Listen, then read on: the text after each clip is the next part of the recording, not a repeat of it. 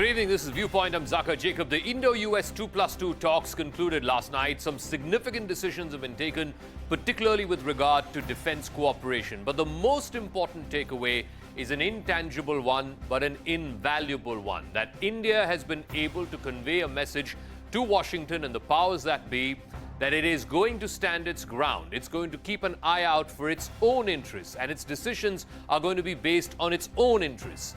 Even America, despite some critical statements in the lead-up to yesterday's 2+2, has had to acknowledge that India is being nuanced in its position in the Russia-Ukraine conflict by being neutral. The question now is, can India follow through with this action and carve out more strategic autonomy? What happens when the next time China challenges India at the line of actual control? How does India weave its own alliances and friends and partners to deal with what is clearly the bigger challenge, and that is the Chinese threat?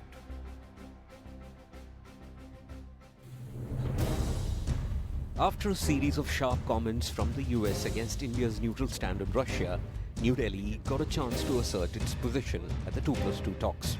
If you are looking at energy purchases from Russia, I would suggest that your attention should be focused on Europe, which probably we do buy some energy which is necessary for our energy security. But I suspect, looking at the figures, probably our total purchases for the month would be less than what Europe does in an afternoon.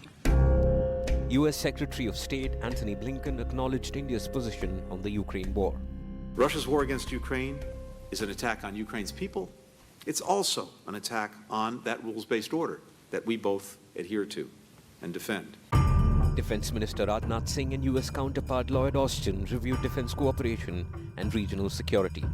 Shared goals को achieve करने के लिए shared will भी है. हमारी partnership Indo Pacific और India ocean reason में शांति, स्थिरता और प्रॉस्पेरिटी के लिए काफी महत्वपूर्ण है. As strategic threats converge, especially following Russia's invasion of Ukraine, it is more important than ever that we stand together to defend our shared values. The 2+2 talks were preceded by a virtual meeting between Prime Minister Modi and US President Joe Biden, where the Ukraine war dominated the conversation.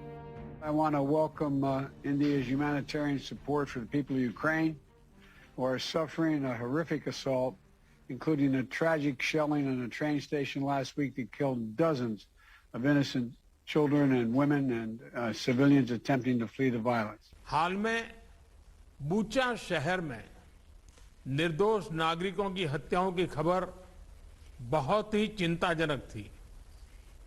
हमने इसकी तुरंत निंदा की और एक निष्पक्ष जांच की मांग भी की है. India has been unwavering in its neutral position throughout its 2-month-long war.